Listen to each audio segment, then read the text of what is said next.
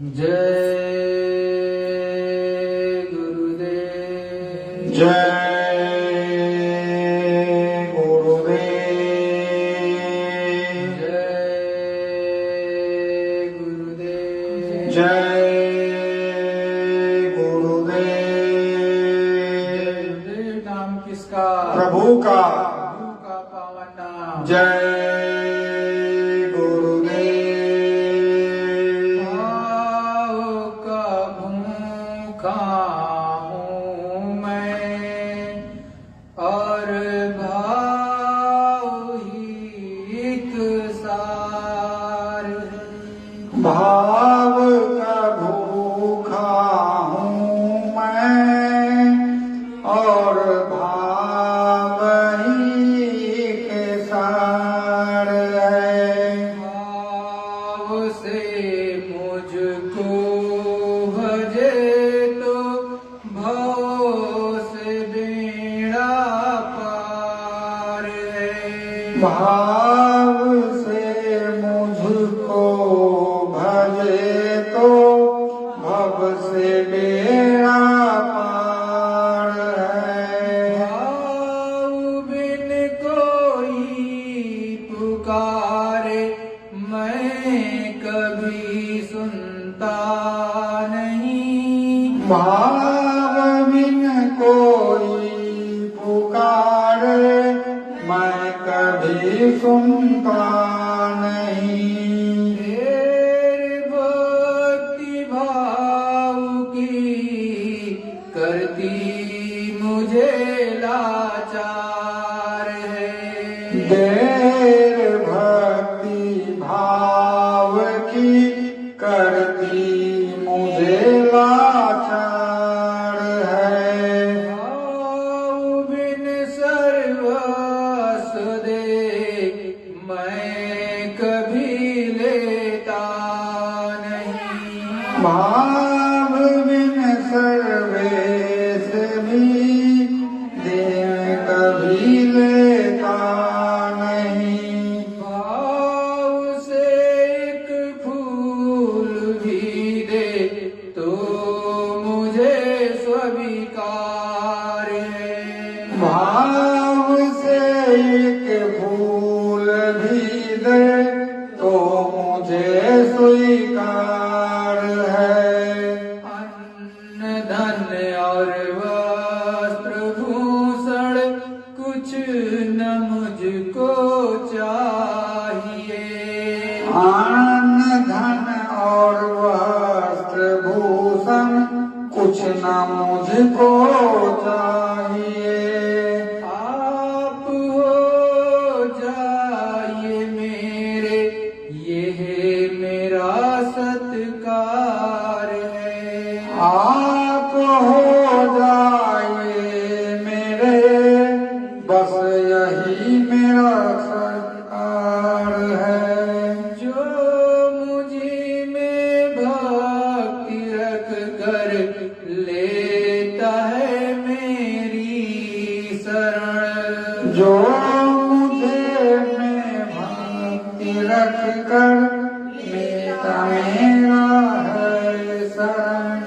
उसके और मेरे हृदय का एक रहता तार है।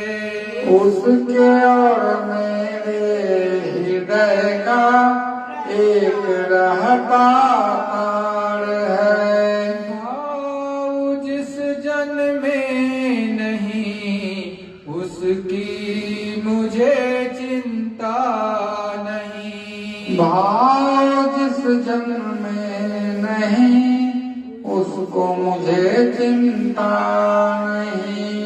भाव वाले भक्त का भरपूर मुझ पर भार है। भाव वाले भक्त का भरपूर मुझ पर भार है। बांध लेते भक्त जन मुझको प्रेम की जंजीर में। बांध लेते भक्त मुझको प्रेम की जंजीर में, इसलिए होता मेरा इस भूमि पर अवतार है। इसलिए होता मेरा इस भूमि पर अवतार है। भाव कबू का हूँ मैं और भाव ही एक सार है। भाव का भूखा हूँ मैं और भाव ही एक सार है। जय गुरुदेव। जय गुरुदेव। अखंड रूप से विराजमान परम पूज्य स्वामी जी महाराज के चरणों में मेरा कोटि प्रणाम। यहाँ पर उपस्थित समस्त प्रेमी भाई बहनों, एवं ऑनलाइन देख रहे समस्त प्रेमियों से मेरा सादर जय गुरुदेव। जय गुरुदेव। प्रेमियों, वो मालिक, वो प्रभु, वो परमात्मा सतगुरु जो इस धरा मंडल पर संत के रूप में आते हैं, सदा सर्वदा भाव के सहारे ही एक दूसरे पर दया करते हैं। जब आपके अंदर सच्ची श्रद्धा हो, सच्ची लगन हो, सच्ची कृपा दृष्टि उस मालिक की हो, तभी वो मालिक आप पर दया दृष्टि करेंगे। यदि आपके अंदर सच्ची पुकार नहीं, सच्ची श्रद्धा नहीं, सच्चा भाव नहीं, तो मालिक कभी भी आपकी कोई टेर, कोई पुकार वो नहीं सुनेगा। वो चाहे अमीर हो, चाहे गरीब हो, उसके दर पर, उस मालिक के चरणों में कोई अमीर गरीब हकीकत में नहीं होता। अमीर गरीब जो होते हैं वो आप अपने कर्मों के आधार पर होते हैं। जो आपने पूर्व जन्म में अच्छे और बुरे कर्म किए हैं, उसके आधार पर आप इस समय का भोग भोग रहे हैं, अमीर और गरीब हैं। लेकिन आपकी जो टेर होती है, जो श्रद्धा है, जो विश्वास है, जो भाव है वो मालिक के प्रति, अगर वो सच्चा है तो उस मालिक के यहाँ आपकी पुकार सबसे पहले सुनी जाएगी। और जिसके अंदर श्रद्धा नहीं, प्रेम नहीं, प्रतीत नहीं, सच्चा भाव नहीं, उस मालिक के लिए वो बेकार है। उसका कोई उस पर भार नहीं होता है, कोई उसको दुख दर्द भी नहीं होता। लेकिन अगर सच्चा भक्त है तो अगर उसने टेर लगा दी तो मालिक नंगे पैर भी दौड़ता हुआ चला आता है। अपने अलग अलग सदग्रंथों में ये साफ साफ बताया गया है कि मालिक को पुकार अगर सच्ची हो उसके लिए किसी भी भक्त के अंदर में, तो वो दौड़ता हुआ चला आता है। वो ये भी नहीं देखता है कि उसने चप्पल पहने या जूते पहने या नहीं पहने, नंगे पैर धा देते हैं। लेकिन आपके अंदर वो करुण पुकार, वो सच्ची पुकार श्रद्धा और लगन के साथ हो, तभी ये संभव है। और ऐसे भक्त का और ऐसे सदगुरु का एक तार रहता है, मतलब कि इधर आपने टेर लगाई, उधर वो सूचना उस मालिक के पास पहुंची, एक सेकंड नहीं लगता। और जो भी वो भक्त कहेगा वैसा ही वो मालिक कर देगा। ऐसा होता है प्रेमियों। लेकिन आप ये सोचते हो कि हम उनको अन्न धन वस्त्र दे करके खुश कर लेंगे, रुपया पैसा दे देंगे तो वो मालिक खुश हो जाएगा। ये कदापि संभव नहीं है। अपने गुरु महाराज ने भी कहा कि आप मुझे कोई भी माई का लाल पैदा नहीं हुआ विश्व में जो मुझे पैसे से खरीद ले। आप सदगुरु को, प्रभु को, मालिक को, संत को केवल प्रेम से एक सच्चा भाव के साथ में एक फूल भी दे करके उसे अपना बना सकते हो। और कोई ऐसी वस्तु नहीं दुनिया की जिसके माध्यम से आप उसको अपना बना पाओ। प्रेम ही एक ऐसी है सच्ची चीज है, प्रेम के माध्यम से आप उस मालिक को, प्रभु को रिझा करके अपना बना सकते हो। जो कार्य कराना चाहो वो मालिक कर देगा, लेकिन आपके अंदर भक्ति सच्ची नहीं है, कपट भक्ति है, तो प्रेमी भाई बहनों आपको कुछ मिलने वाला नहीं है। आप रात दिन कितनी भी पूजा पाठ कर लो, कुछ भी करो, लेकिन कपट भक्ति से कुछ नहीं मिलता है। इसीलिए कहते हैं, निर्मल मन जन सोई मोहि पावे, मोहि कपट छल छिद्र न भावे। साफ साफ गोस्वामी जी ने रामायण में, रामचरितमानस में ये चौपाई लिखी है कि निर्मल मन जन मतलब कोई भी नर नारी उस प्रभु परमात्मा को भाव से पुकारेगा तो पा सकता है, लेकिन कोई कपट रखता हो, कपट के भाव रखता हो तो उस मालिक प्रभु को कदापि पा नहीं सकता है। वो कितना भी करे वो मालिक उसको न दर्शन देगा न दया देगा। आप अपने अनुसार कुछ भी सोच लो, लेकिन वो देने वाला नहीं है। आप स्वार्थ की भक्ति करोगे तब भी कुछ मिलने वाला नहीं है, क्योंकि वो तो हर चीज को जानता है, आपके अंदर उठने वाली हर तरंग को जानता है, हर जो है भाव को समझता है, और वो मालिक शब्द भेदी होता है, शब्द हर चीज को पहचानता है। सतगुरु दयाल अपने गुरु महाराज ने कहा, परम संत बाबा जय गुरुदेव जी महाराज ने, कि देखो शब्द हर चीज पहचानता है, हर भाव को पहचानता है। अगर आपके अंदर सच्चा भाव नहीं होगा, सच्ची तड़प नहीं होगी, सच्ची श्रद्धा नहीं होगी, सच्ची लगन नहीं है उस मालिक के प्रति, तो कुछ भी मिलने वाला नहीं है। वैसे संत जो है दया तो करते ही रहते हैं, अगर उनके सानिध्य में कोई भी पहुंच जाता है, चाहे वो मच्छर ही क्यों ना हो, चाहे पेड़ क्यों ना हो, तो उनको कुछ न कुछ तो मिलता ही है। ये तो संतों के का स्वभाव होता है, वो स्वतः आपको मिल जाता है। जैसे किसी संत के सानिध्य में यदि कोई एक मच्छर आ गया, या किसी पेड़ की छाया में भी संत महात्मा सच्चे बैठ गए, तो उसको निश्चित रूप से मनुष्य शरीर मिल जाएगा, वो मनुष्य शरीर का अधिकारी हो जाएगा, और सारी योनियां जितनी भी उसकी बाकी रह गई हैं वो माफ हो जाती हैं।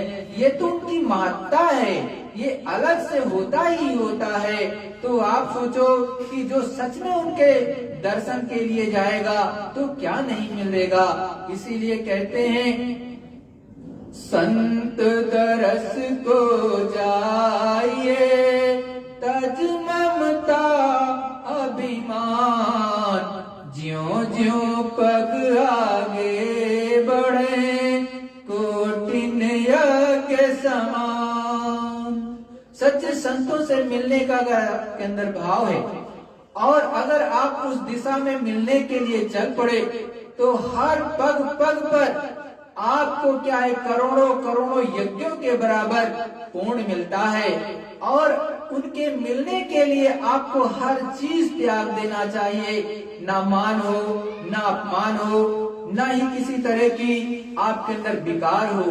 एकदम से स्वच्छ हृदय लेकर के आप उस मालिक के पास निर्मल मन के साथ पहुंचिए, तो वो सद्गुरु, वो संत आप पर दया हमेशा करेंगे। और वो दया देखने के लिए इस धरा मंडल पर पधारे हैं, जीवात्माओं के कल्याण के लिए आए हैं। उनका तो एक ही कार्य है, हम आए वही देश से जहाँ तुम्हारो धाम, तुमको निज घर पहुँचाओ ना एक हमारो काम। गुरु महाराज अपने सद्गुरु दयाल समझाते हैं कि देखो प्यारे बच्चों और बच्चियों, मैं इस धरा मंडल पर किस लिए पधारा हूँ? अरे भाई, मेरा तो एक ही काम है, आपको अपने निज घर पहुंचा देना। जो ये जीवात्मा कभी मनुष्य शरीर में बैठ करके दुख पाती है, कभी पक्षियों के रूप में बैठ करके बंद कर दी जाती है, उसमें दुख पाती है, कभी पेड़ पौधों में बंद कर दी जाती है, उसमें दुख पा रही, कभी जो है शरीर सर्प में बंद कर दी जा रही, कभी जल के जीव कभी थल के जीव बना करके उसको दुख दर्द मिल रहा है।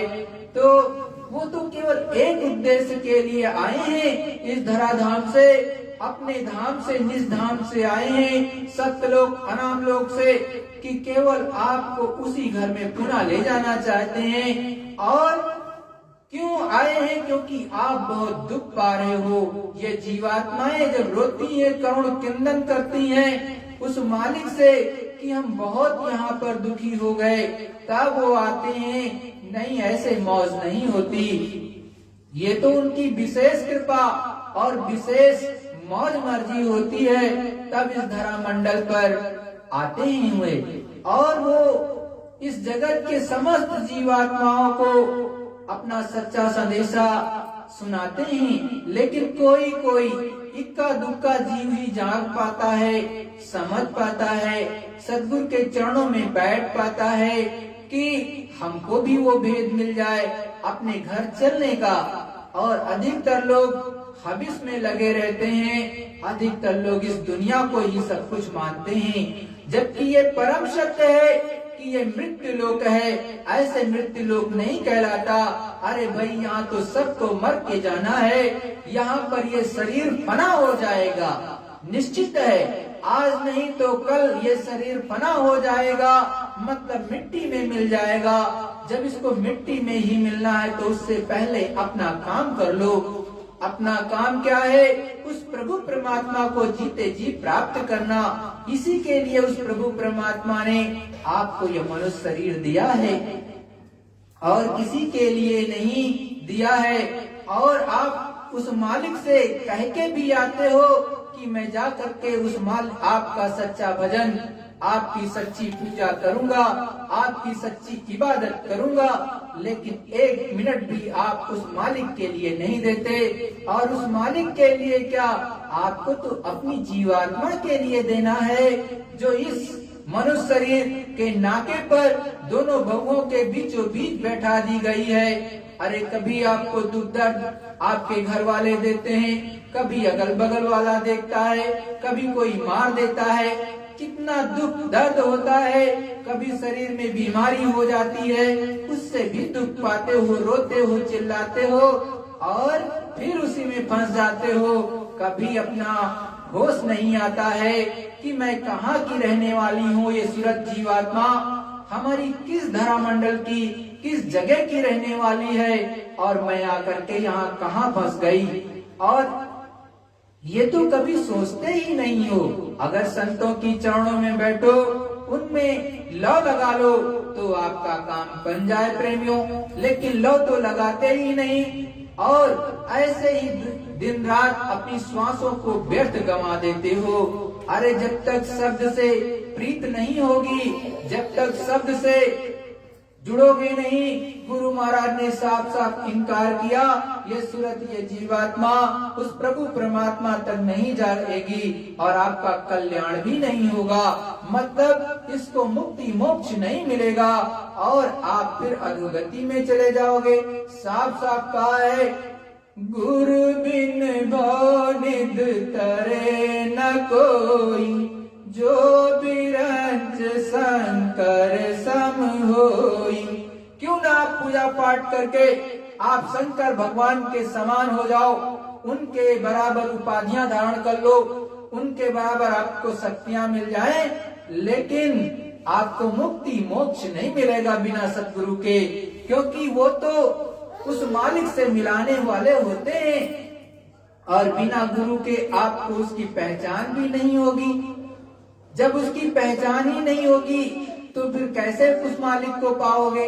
और रास्ते को बताने वाला जानकार तो गुरु ही होता है, तो गुरु की शरण में तो आपको बैठना पड़ेगा। बिना गुरु की शरण में आपको बैठे कुछ मिलने वाला नहीं। तो पहले गुरु के चरणों में जो सच्चा हो शब्द रता, तब उसके चरणों में बैठना होता है। ये नहीं कि किसी के चरणों में बैठ गए, जो जिसके अंदर काम भी भरा है, क्रोध भी भरा है, और मान और सम्मान भी भरा है, और सारे व्याधियां उसके अंदर है, और आप उसी के चरणों में बैठ गए, उसको नहीं कहते संत। संत महात्मा उसको कहते हैं, संत या महात्मा जो उस प्रभु परमात्मा से पूर्ण रूप से जुड़ा हो और प्रतिदिन उसकी दर्शन दीदार करता हो, और आपको भी पहुंचाने और दर्शन कराने की क्षमता रखता हो, उसको ही सच्चा संत कहते हैं, और किसी को नहीं कहते हैं प्रेमी भाई बहनों। इसीलिए कहते हैं, हरि का भजे सो हरि का होई। जो हरि को भजेगा, हरि का जन होगा, और जो हरि का जन है मतलब उस प्रभु परमात्मा को भजने वाला, वो जब भजेगा तो उस मालिक को पा जाएगा। और यदि इधर उधर को भजेगा, इधर उधर की पूजा पाठ करोगे तो उसी में फंस जाओगे, और छूटोगे नहीं, उसी में फंसते चले जाओगे। इसीलिए साफ साफ कहते हैं, छूटना अधिक अधिक उलझाई। मतलब छूटेगा नहीं, वो फंसता जाएगा और फंसते जाओगे। जितनी भी इधर उधर की क्रिया करोगे उसी में फंस जाओगे, क्योंकि कर्म बनते जाएंगे, अच्छे बनेंगे या बुरे बनेंगे, और जितने कर्म बनते जाएंगे उतने में ही आप फंसते चले जाओगे। क्योंकि वो मालिक तभी आपको मिलेगा जब आप पूर्ण रूप से, ना आपके पास अच्छे कर्म रह जाए ना बुरे कर्म रह जाए। क्योंकि इस देश का, मृत्यु लोक का जो फंसावा है वो केवल कर्मों के आधार पे फंसाया गया है आपको। अगर इन कर्मों का जंजाल खत्म हो जाए, ना अच्छा रहे ना बुरा रहे, ना पाप ना पुण्य, तो ये निर्मल पवित्र होकर के जीवात्मा निखालिस होकर के अपने पिया के घर, अपने प्रभु के घर चली जाएगी, और नहीं तो फंसी रह जाएगी। तो प्रेमियों, सदा अपने गुरु के चरणों में बैठ करके उनसे शब्द को ग्रहण कर लेना चाहिए, कह लेना चाहिए, और हिये में अपने धार लेना चाहिए। जब शब्द रूपी जो है नाम को अपने अंदर उतार लोगे, और एक एक चीज को अपने अंदर उतार करके उस पर अमल करने लगोगे, तो आपके अंदर आनंद का खजाना खुल जाएगा, और यह सूरत ये जीवात्मा उस प्रभु परमात्मा को धीरे धीरे करके प्राप्त कर ले जाएगी। जय गुरुदेव। प्रेमी भाई बहनों, अब गुरु महाराज का सुनाया गया सत्संग उनके मुखारबिंद का सुनो। ये सत्संग बहुत ही गूढ़ और अमोलक है। ये गुरु महाराज ने सत्संग जो है 1994 में 20 नवंबर को सुनाया है, सायंकाल समय में। आप उसको ध्यान से सुनो कि हमारे गुरु महाराज ने क्या सुनाया, और उसको अपने अंदर उतारो। गुरु मैं गुनाहगार अति भारी। प्रेमी सेवक जिसे मालिक से मिलने की चाहना है, चाहत है, वो प्रार्थना कर रहा है कि मैं सबसे बड़ा गुनाहगार हूँ, मुझसे गुनाहगार ज्यादा और कोई नहीं है। अपनी एक अर्जी गुरु के सामने गुरु की आरती भाव से सुना रहा हूँ, और कोई दया भी मांग रहा है कि मेरे ऊपर में दया हो जाए। काम क्रोध और छल चतुराई, इन संग है मेरी यारी। सतगुरुदयाल गुरु महाराज कहते हैं कि काम, क्रोध, लोभ, मोह और अहंकार कहते हैं कि इसमें मैं बहुत चतुर हूँ, इनके साथ मेरी दोस्ती है, और मैं बहुत चंट और चालाक हूँ। मैं अपनी सब चीजों को गिन गिन कर गुरु के सामने रख रहा हूँ, और जो है वो अपने कपट को सामने खोल रहा है कि इन चीजों के साथ मेरी दोस्ती है, यारी है, और मैं अति गुनाहगार हूँ। जब मिलने की चाह होती है तो प्रेमी अपने को निष्कपट रहना चाहता है कि अच्छा बुरा सब किनके सामने सब रख दिया जाए, जो कुछ भी होगा डांट फटकार वो सब सहन की जाए, सामने रहे तो उसका उपचार हो जाता है। और जब उसने कपट कर लिया रख लिया तो फिर उसका इलाज नहीं हो पाता, और जो दया मिलती है वो उसका साथ नहीं देती है। वो पर्दे नशीन बनकर छुपी रहती है, सामने प्रकट नहीं होती है। ना तो वो प्रकाश प्रकट होगा, रोशनी, और न शब्द। वो पर्दे के ओट में रहेगा, कानों पर पर्दा पड़ा रहेगा, आंख पर पर्दा पड़ा रहेगा, कुछ भी काम नहीं, न सुनाई देगा। तो जो कुछ भी हो, डांट फटकार कर, मारपीट, अंदर बाहर मान अपमान, उसको कोई परवाह है नहीं, लेकिन वो सबको खोल खोल करके एक एक बता दे। कपटी लामपट झूठा हिंसक अस अस पाप करारी।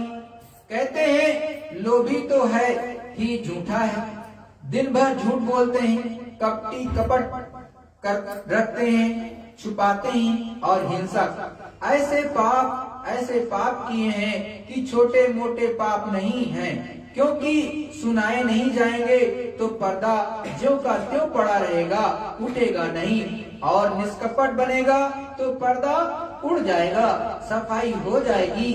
गुरु मुर्शिद की दया रहम की धार इस तरह की है कि पर्दे साफ कर दे, लेकिन निष्कपट इसमें कर्म कुछ नहीं कर सकती है, साफ हो जाएगी, जल जाएगी, क्योंकि शब्द सब उतार के अलग कर देगी। रोशनी जब प्रकाश होगा तो सब भस्म हो जाएगा, वो छोड़ेगा नहीं।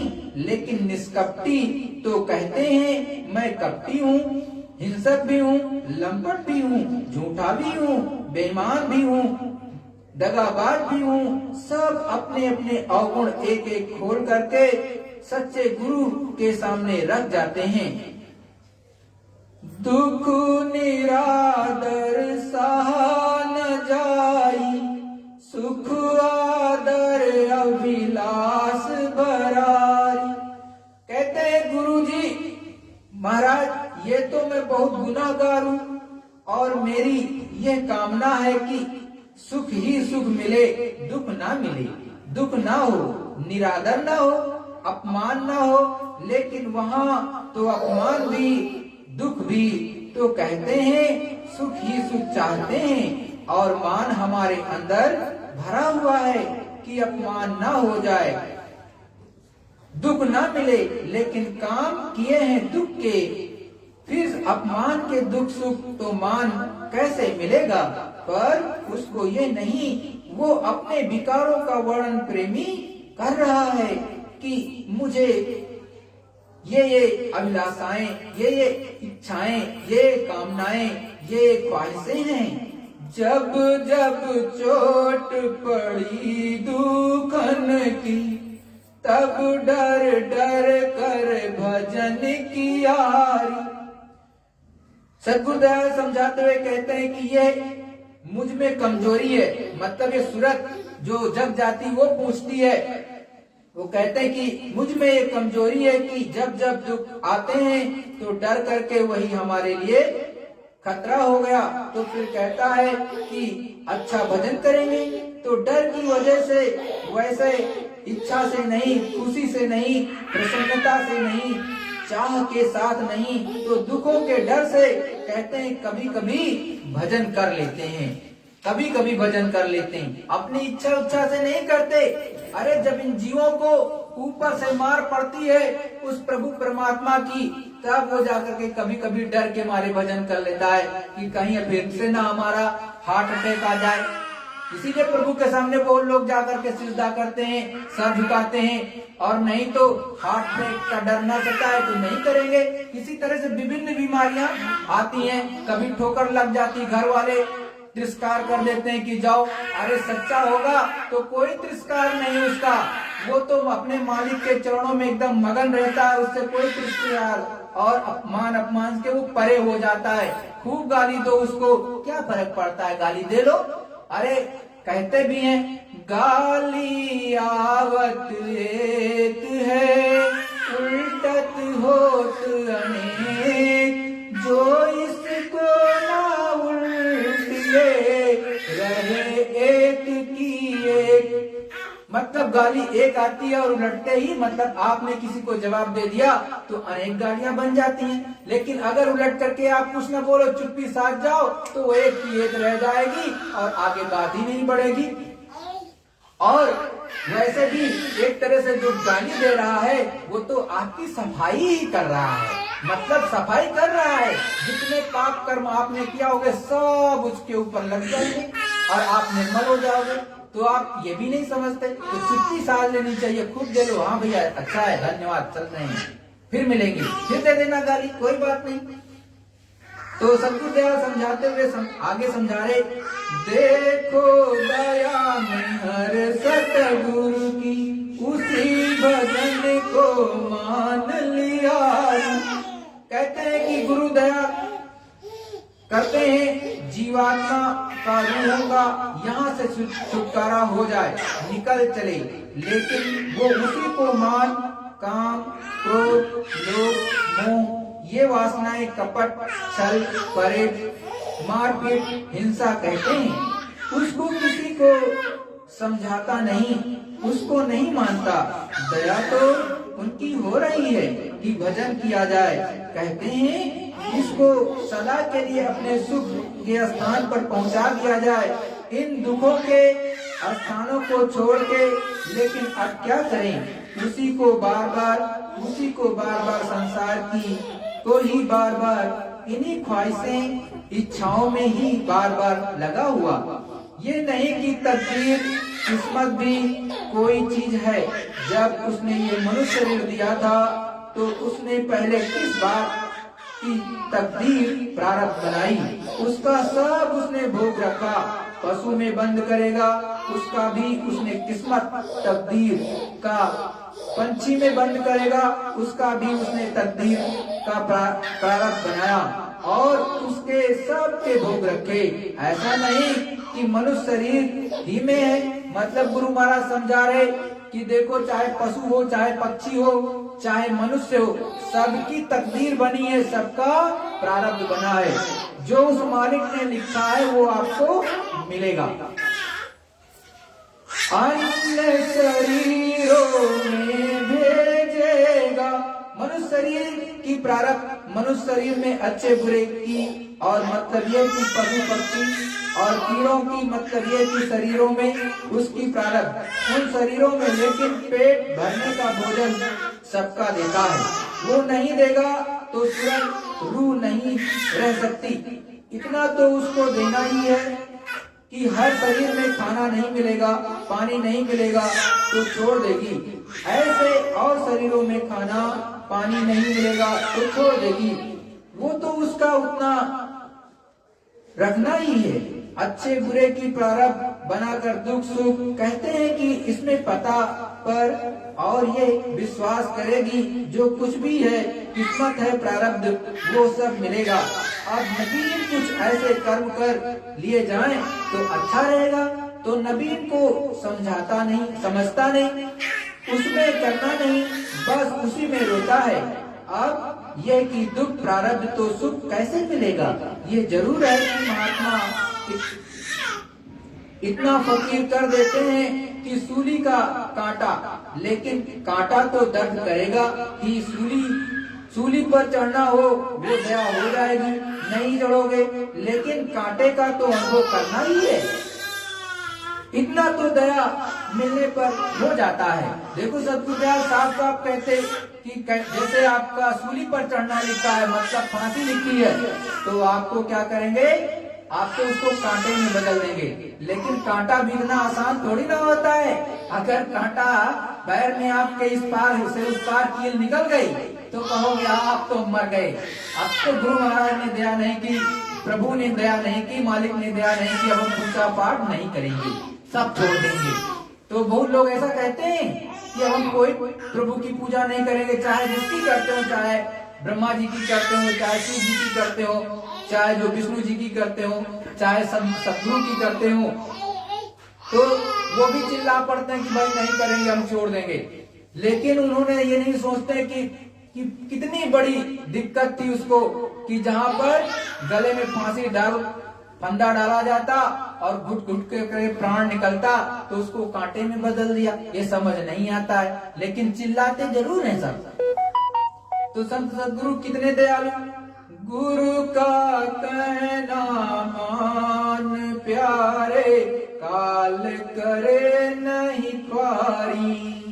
कहते अगर तुमने गुरु का कहना मान लिया, गुरु समझाते हैं, तो काल कर्म तुमको बर्बाद नहीं कर सकती। तुम्हारी जो बर्बादी ख्वारी हो रही है अन्य शरीरों में बंद कर देंगे, तो ये वो बंद नहीं कर सकता। अगर गुरु का कहना मान लिया तो तुम भजन पर आ जाओगे और इबादत करोगे। आसमानी आवाज तुम सुनोगे, अंदर के उस रूह को, प्रकाश को देखोगे, तो फिर ये कि कर्म बंधनों से छुटकारा मिलेगा, क्योंकि ये सब साफ हो जाएंगे। जब कर्मों की गंदगी जमा हो रही नहीं रहेगी, पाप पुण्य की बद और नेक की, तो वो रूह आजाद हो जाएगी, स्वतंत्र हो जाएगी। तो कहते हैं फिर काल कर्म कुछ नहीं कर सकता, ना कर्म कुछ कर सकते हैं, ना काल कर सकते हैं। उस गुरु की प्यारी तूने कहना मान लिया तो, और नहीं माना तो बस। मतलब गुरु का कहना मानो, जो कहना मान करके सच्चा सुमिरन ध्यान भजन करो, तो जो अच्छा है वो भी खत्म, बुरा है वो भी खत्म। तो दूसरी रूह, ये रूह जो आपकी है, मतलब सूरत, जीवात्मा, आत्मा, इसको किसी दूसरी उसमें बंद नहीं करेंगे शरीर में, तो क्या होगा कि आपको दुख सुख से बच जाओगे और कर्म आपके अच्छे और बद और नेक दोनों नहीं रहेंगे, मतलब अच्छे और बुरे नहीं रहेंगे। तो ये सूरत जीवात्मा जो है छूट जाएगी बंधनों से। ना कर्म कुछ कर पाएंगे, ना काल भगवान कुछ कर पाएंगे, इसको फिर उनको छोड़ना पड़ेगा। कई लोग ऐसे होते हैं कि किसी के कहने से आ गए, बैठ के नाम दान ले लिया, महीने 2 महीने 4 महीने अपना खाना पीना छोड़ दिया, अब नहीं खाएंगे पिएंगे नहीं, पहले ये काम किया अब नहीं करेंगे, तो छोड़ दिया उन्होंने। फिर कोई संग दोष लगा, तो उसके बाद में भजन की बात, सत्संग की बात को खत्म कर दी, खाने पीने लगे। तो वो कोई सत्संगी थोड़े हैं और 10 गुनी 100 गुनी मार खाएंगे। वो सोचते हो कि हम बच जाएंगे, तो वो बच नहीं सकते और आगे रास्ता उनको मिलेगा नहीं, मिल नहीं सकता, कभी नहीं मिलेगा। आगे वो चाहेंगे कि कोई और रास्ता मिल जाए या कोई महात्मा मिल जाए, तो वो नहीं मिल सकते, वो मिलेंगे ही नहीं। वो तो जब महात्मा फकीर आए तो वही माफी मांगे, यही इलाज है। वहीं दर पर जाकर रोए, चिल्लाए कि हमने ये गुनाह किए तो दया कर दीजिए, माफ कर दीजिए, तब तो हो सकता है, और कोई उसको माफ नहीं करेगा। बहुत से सत्संगी ऐसे होते हैं, मतलब सत्संगी क्या कहें, एकदम से ऐसे जीव जो संतों के पास पहुंच जाते हैं और उनसे नाम दान ले लिया किसी के संग में, लेकिन कुछ दिन उन्होंने जो उल्टा सीधा हो पाया, भजन ध्यान सुमिरन किया, प्रभु की पूजा की, फिर संग दोष लग गया और वो खाने पीने लगे। तो क्या ऐसे संतों, ऐसे जीवों के लिए संत महात्मा कहते हैं कि उनका फिर से उद्धार नहीं होता। वो चाहे कि कोई दूसरा संत सच्चा उनको नाम दान दे तो कोई नहीं पकड़ता। क्यों? क्योंकि उसकी गलती वहां पर उसने की है। उनको पता रहता है जो सच्चे वाले, वो उसको निश्चित है भगा देंगे। जब कोई सच्चा फिर से वो आए या उनकी मौज हो, जो रियल में उस जीव को पकड़े थे जिससे नाम दान लिया था, तो उनकी मौज हो, उनसे वो रोए, तब जाके उनकी माफी हो जाए, तब कुछ फिर से मिल सकता है। नहीं तो 1000 गुना ज्यादा, 100 गुना ज्यादा मार पड़ती है। जो लोग कहते हैं हम तो बच जाएंगे, बच्चे का कोई नहीं, उसको कोई सत्संगी नहीं कहते हैं। जो खाने पीने लगा कैसा सत्संगी, वो तो उससे भी गया गुजरा है। जो आम आदमी है उसको पता नहीं है, पता ही नहीं है, तो वो खाता पीता है तो कोई बात नहीं, क्योंकि उसको सच्चाई नहीं पता। लेकिन जो प्रभु परमात्मा के रहनुमा संतों के पास पहुंच गया और उसने उसको सच्ची हकीकत बता दी, उसके बाद गुनाह करोगे तो 1000 गुना ज्यादा आपको मार पड़ेगी, इतना पक्का। तो गुरु महाराज क्या कहते हैं कि सत्संग करो गुरु को से मन पे करियस बारी। कहते हैं सत्संग करो, सत्संग सुनो और गुरु को सेवो। सेवो करो यानी गुरु वचनों का पालन करो, इसको कहते हैं गुरु सेवा। मान लो तुम हजार मील दूर हो, जो सत्संग किया है, वचन सुने, उसका पालन करो, यही गुरु की सेवा है।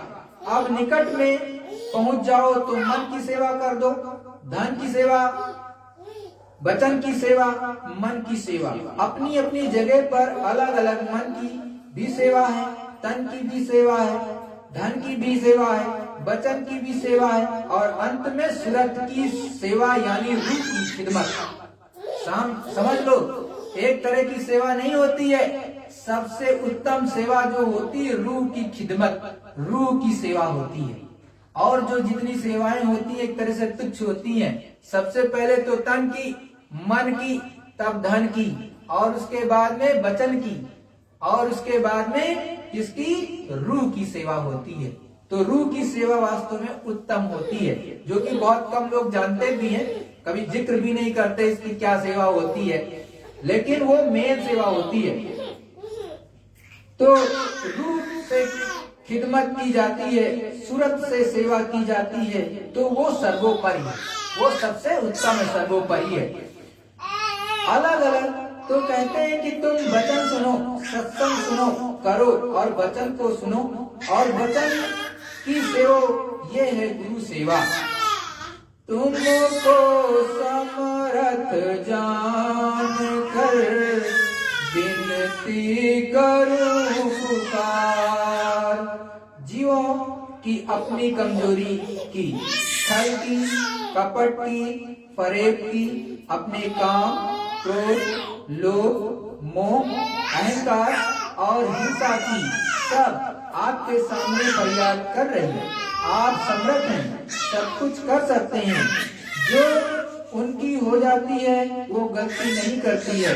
इस तरह की जो प्रार्थना करते हैं वो आगे गलती होने नहीं देते हैं, पीछे को माफी मांगते हैं कि कभी किए होंगे, हमको नहीं मालूम, आप समर्थ हो, सब जानते हो, आप उसमें संचित कर्मों को दान कर सकते हो, करा सकते हो, आप में सब संचित सब तरह की ताकत है और आपको अधिकार है। तो अपनी फरियाद, अपनी पुकार और आगे के लिए माफी मांगती है। कोई अपने से होगा नहीं, जान के तो होगा नहीं, अनजान में तो मालूम नहीं। भाग्य दीन मैं क्यों हुई स्वामी तुम दरबार। आपके दरबार में आ गई हूँ कि ये समझ करके कि आपके चरणों में छुटकारा हो जाएगा।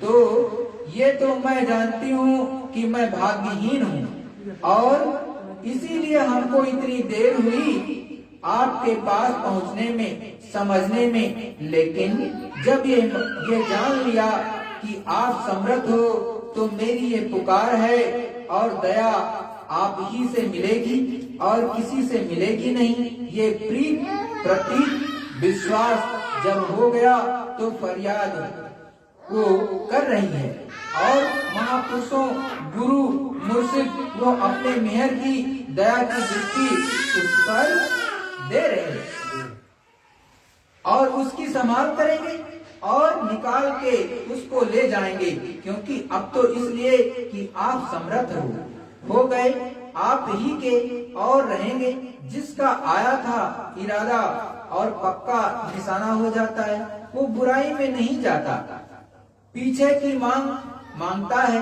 तो दया उस पर हो जाती है और ऐसी सूरतें, ऐसी जीवात्माएं निकल जाती हैं। यही करना चाहिए।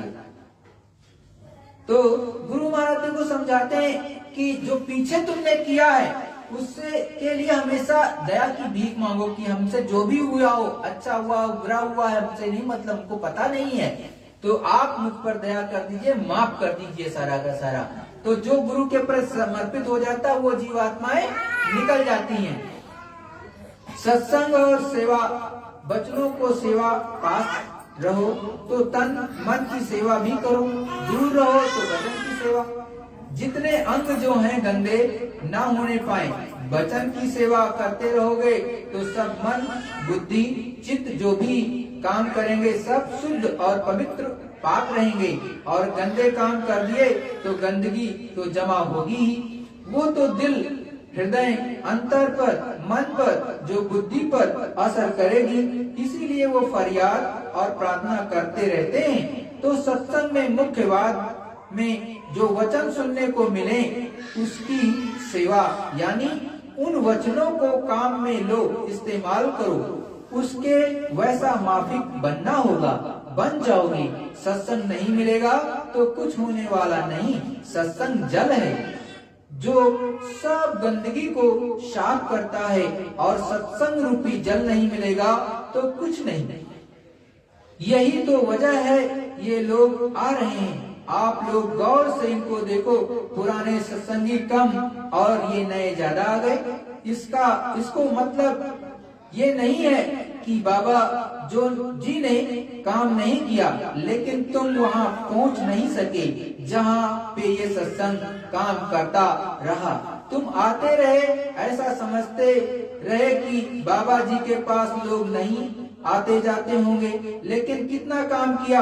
तो उनको पुराने लोग देखें कि आपको सब ये नए दिखाई देंगे एकदम, लेकिन उनकी भाव भक्ति वो भी देखने की बात है।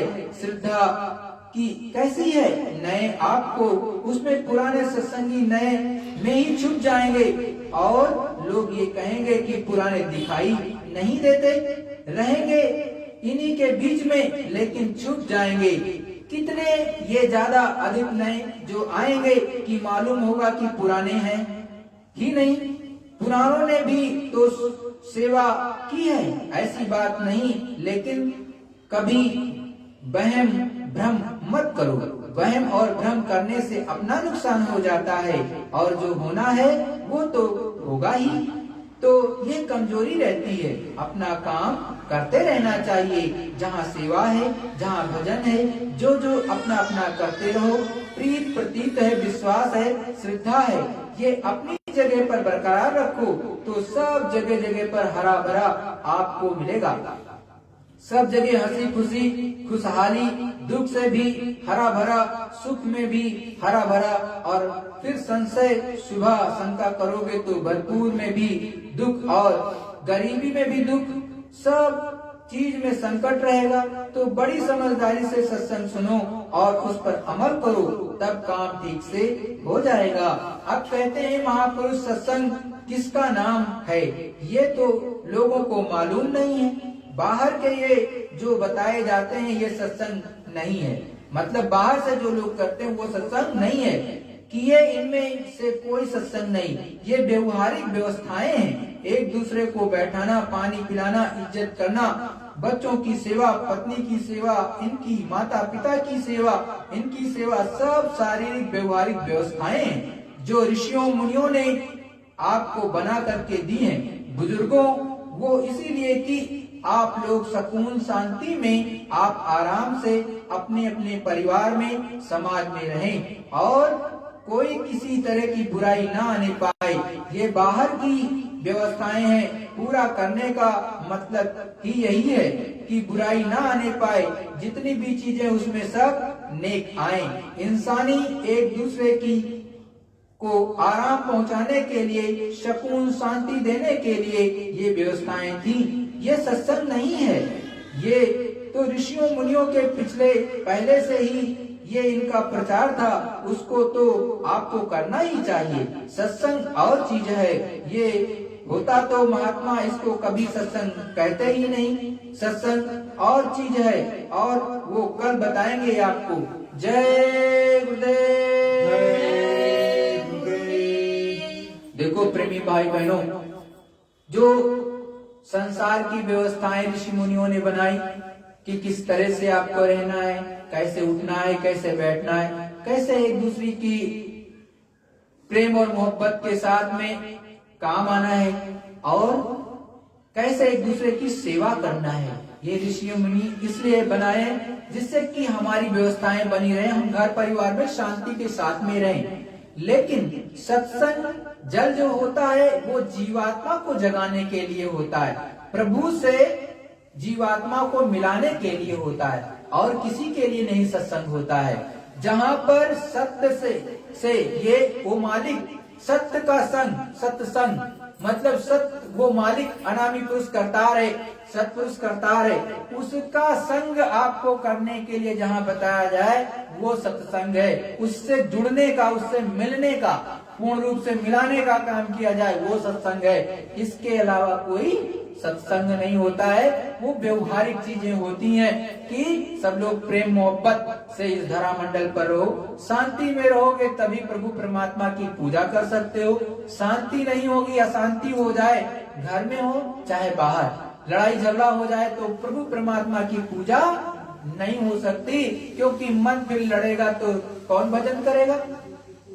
तो प्रेम से बैठ करके गुरु के एक एक आदेश का पालन करके उनके वचनों को सुनो और अपने अंदर में उतारो कि गुरु महाराज ने हमारे क्या कहा है। जैसा गुरु कहे वैसा ही अपने अंदर धारना चाहिए, अपने अंदर उतारना चाहिए, उसी से काम बनता है। जब तक गुरु के वचनों को नहीं मानोगे शब्द उतरेगा ही नहीं, तो शब्द सुनाई नहीं देगा। पहली बात, गुरु के वचनों का पालन नहीं करोगे तो प्रकाश भी नहीं आएगा, इतना पक्का है। और जो पुराने हैं, पुराने तो गुरु मान ने अभी कहा छुप जाएंगे, नए आएंगे वो काम करेंगे। तो देखो गुरु मान ने हमेशा कहा सत्संग में अपने को हमेशा नया समझो, पुराना मत समझो, क्योंकि अगर पुराना समझोगे तो तुम यही कहोगे हम तो सब कुछ जानते हैं, हम तो सब कुछ समझते हैं। अरे भाई, जब पुराने हो जाओगे तो किसी की सही चीज को नहीं समझना चाहोगे। हमेशा अपने को नया समझो, छोटा समझो, तो क्या होगा, दूसरा अच्छी चीज बताएगा तो उसको भी रख लोगे, उसकी जगह आपके अंदर रहेगी। और जब अपने को ही सर्वे सर्वा मानोगे तो क्या रखोगे, तब कुछ लोगे ही नहीं। तो गुरु जैसा कहे वैसा करो। और गुरु मान ने बहुत पहले कहा था कि देखो आगे ऐसे सत्संगी आएंगे कि आगे वाले पीछे हो जाएंगे और पीछे वाले आगे हो जाएंगे, और वो भजन ध्यान सिमरन भी कराएंगे। साफ साफ गुरु महाराज ने कहा है, वो खुद करेंगे और कराएंगे, ये साफ साफ गुरु महाराज ने बहुत पहले कहा है। तो आपको सोचना चाहिए कि हम 40 साल से हैं, 50 साल से, 60 साल से सत्संगी हैं। मान लिया गुरु महाराज जो है सत्संग सन 1950 से वास्तव में दिए, सार्वजनिक 52 से दिए। सार्वजनिक जो होता है मतलब कई लोगों के बीच में सन 1952 से, और व्यक्तिगत 2, 3, 4 लोगों के बीच में वो 1950 से ही शुरू किया है। तो 50 से लेकर के अब तक जोड़ लो तो ऐसे सीधे 75 हो गया, 75 साल। तो जिनकी 75 साल हो गई और दिव्य दृष्टि नहीं खुली, तो भाई अब सोचने वाली बात है। ऐसे सत्संगियों को सोचना चाहिए कि भाई 75 साल से लगे हैं या 60 साल से लगे या 40 साल से लगे या 20 साल से लगे हैं, और हमें प्रभु परमात्मा के दर्शन नहीं होते। ये अपनी अंतरात्मा की बात है कि हर प्रेमी को अपने अंतरात्मा से सोचना चाहिए कि आज भी वो घंटा घड़ियाल जो प्रभु परमात्मा के लिए बताया जाता है, मंदिरों में बजाते हैं, क्या आपके अंदर भी बजने लगा, या सुनाई दिया एक बार भी कि नहीं सुनाई दिया। ये तो अपनी अंतरात्मा आपको से टटोलना चाहिए सभी को कि एक बार भी वो शब्द नहीं उतरा तो क्यों नहीं उतरा। इसका मतलब है कहीं ना कहीं गलती प्रेमियों तो कर ही रहे हो, तो उस गलती को सुधारना पड़ेगा। अपने गुरु के जो 2012 मतलब 18 मई सन 2012 तक जो अमर संदेश पत्रिकाएं आती थी, उनको खोज के कहीं से भी निकाल लो। अरे कोई गुरु भाई है उससे मांग लो, शाकाहारी सदाचारी बाल संघ पत्रिका छपती थी वो मांग लो। अरे उसमें एक एक गुरु महाराज ने बताया है सत्संग, उसको अगर पढ़ो अपने अंदर धीरे धीरे तो खुद ही समझ में आएगा कि हम गलती क्या कर रहे हैं, कैसे हमको चलना चाहिए। और गुरु महाराज के तो अथाह सत्संग है। जब इच्छा करे मोबाइल आजकल तो जेब में रहता है सबके, सभी लोगों के पास में, चुपचाप निकाल लिया गुरु महाराज का सत्संग सुन लिया। तो क्या गलती कर रहे हैं, जब उसको सुनोगे तो आपको तुरंत टीस मारेगी कि ये गलती कर रहे हैं। तुरंत आपको समझ में आएगा कि हाँ ये चीज तो हम गलत कर रहे हैं, तो ये चीज पकड़ लो, उसको पकड़ लो और गांठ बांध लो। तो धीरे धीरे उसको अपने अंदर उतारो, उससे करने लगो उस तरह से। तो जैसे करने लगोगे वैसे दया मिलने लगेगी। ये बहुत आसान है गुरु महाराज की दया से, जितना ये सहज योग कहलाता है। एक तो योग कहलाता है जो एक जैसे हठ योग होता है, प्राणायाम याम होता है, तो वो कठिन योग हैं, लेकिन ये सहज योग होते हैं। योग भी 2 तरह के होते हैं, एक तो उस तरह वाले जो पहले होते थे, ये संतों महात्माओं के द्वारा जो बताया जाता है, ये सहज योग है, मतलब सबसे आसान। लेट करके कर लो, बैठ करके कर लो, गुरु मान ने यहाँ तक के कि संडास में भी कर लो, बैठ करके उस प्रभु परमात्मा की पूजा तो जहाँ जीवात्मा बैठी वहां से होती है। गंदगी तो शरीर के नीचे अंग में है, ऊपर में थोड़ी ना है। तो वहां से बैठ करके उस प्रभु परमात्मा की पूजा कर लो। अगर वो भी नहीं कर सकते तो चुल्लू भर पानी में डूब मरो, यही गुरु मान ने कहा भाई। ये हम नहीं कह रहे हैं आप चुल्लू भर पानी में डूब जाओ, ये सतगुरु ने कहा है कि चुल्लू भर अगर वो तब भी समय नहीं दे सकते हो कि हम समय 5 मिनट नहीं लगा निकाल सकते उस प्रभु परमात्मा के लिए जिसने मनुष्य शरीर आपको दिया, उस मालिक को ही पाने के लिए, तब तो बेकार है। तो उसके लिए समय निकाल करके भजन जरूर करो। जय गुरुदेव। सभी प्रेमी भाई बहन एक प्रार्थना बोलेंगे, तत्पश्चात सभी लोग अपने अपने स्थान पर विश्व के किसी भी कोने में होंगे तो वहां पर सुमिरन ध्यान भजन अवश्य करेंगे, गुरु की दया अवश्य होगी। जय गुरुदेव। जय गुरुदेव। सतगुरु सतनाम तुमको लाखों प्रणाम। सतगुरु सतनाम तुमको लाखों प्रणाम। कोटिन सूरज चांद सितारे, कोटिन सूरज चांद सितारे, रोम रोम में करें उजाले, रोम रोम में करें उजाले। सतपुरुष करतार तुमको लाखों प्रणाम। सतपुरुष करतार तुमको लाखों प्रणाम। अरबों सूरज चांद सितारे, अरबों सूरज चांद सितारे, रोम रोम में करें उजाले, रोम रोम में करें उजाले। अलख पुरुष करतार तुमको लाखों प्रणाम। अलख पुरुष करतार तुमको लाखों प्रणाम।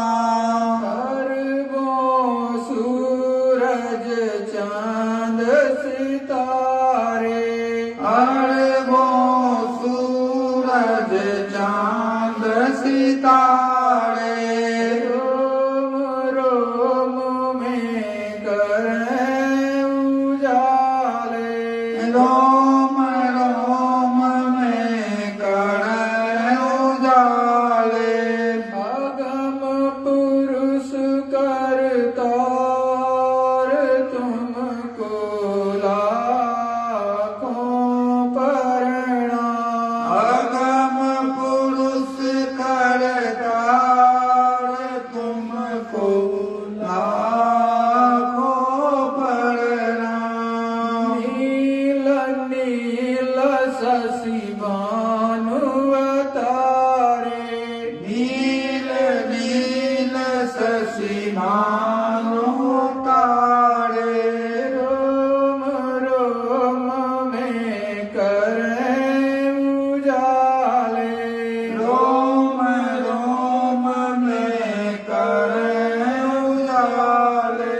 अनामी पुरुष करतार तुमको लाखों प्रणाम। आगामी पुरुष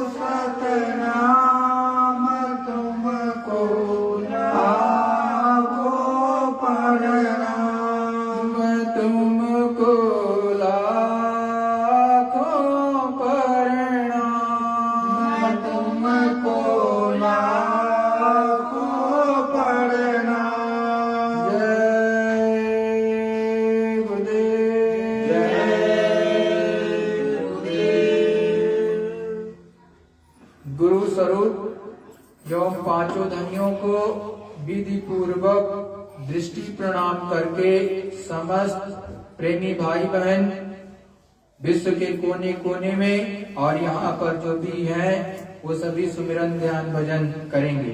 जय।